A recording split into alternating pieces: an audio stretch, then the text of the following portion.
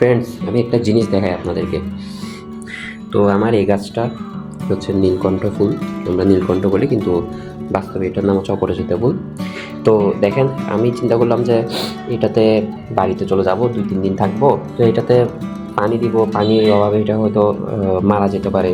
পানি অল্প দিয়েছি, কিন্তু এখন যেহেতু শীতকাল, এই পানিগুলা বেশিক্ষণ থাকবে না, এটা শুকিয়ে যাবে। এখন কি করা যায়? শেষে ভাবলাম যে একটা পলিথিন নেই, পলিথিনের মধ্যে একটা ফুটো করে দেবো এবং সেখান থেকে পানিগুলা অল্প অল্প করে এখানে গাছে পড়বে। পলিথিন প্রথমে একটা নিয়েছি, সেটা ফুটো করেছি, কিন্তু দেখা গেল কি 5 মিনিটের মধ্যে অর্ধেক পলিথিন শেষ।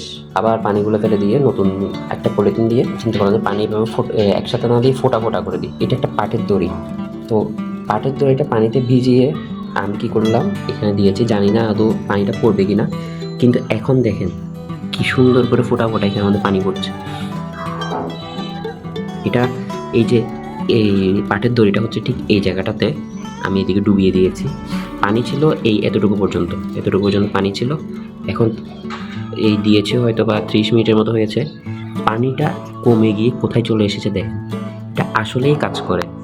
এটা আমি একটা কোথায় জানি লিখেছিলাম, কিন্তু কখনো এটা অ্যাপ্লাই করা হয়নি। দেখুন এখানে কতগুলো পানি হয়ে গেছে। পানির এই যে পানি দেওয়ার এই সিস্টেমটা দেখে আসলেই কাজ করে। খুবই দারুণ একটা প্রসেস। এটা আমি আজকেই প্রথমবার দিলাম, খুব সুন্দর লাগছে, দেখেছেন? তো আশা করি 2-3 দিন যাবত এখানের মধ্যে পানিটা পড়তে থাকবে ফোঁটা ফোঁটা করে। আমি দেখি পলিথিনটা চেঞ্জ করে দিয়ে এখানে একটা ছোট পটের মতো দিতে পারি কিনা, প্লাস্টিকের অথবা বোতলের মতো বেঁধে দিব। ওই দড়িটা এখানে পানিটাকে টেনে এখানে দিই। সুন্দর না দেখতে? কত অদ্ভুত জিনিস। সো গাইস, এখন দিয়েছি এটাকে এভাবে। আমার একটা পাতাবাহার গাছও আছে, এটা একটা ডাল অবশ্য ভেঙে গিয়েছে, তাও ডালটা দেখি কি ঠিকভাবেই উঠছে, তাই আমি এটাকে আর এখান থেকে আলাদা করিনি। তো মাঝখানে একটা বোতল দিয়েছি ঠিক আগের মতোই, এখানের মধ্যে পানি পড়ছে।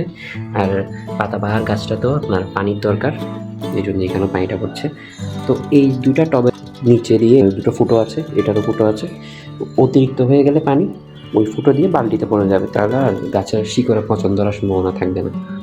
এখন ঠিক আছে, এই বোতল দিয়ে মিনিমাম 2 দিন তো যাবেই। আশা করি গাছগুলো নষ্ট হবে না।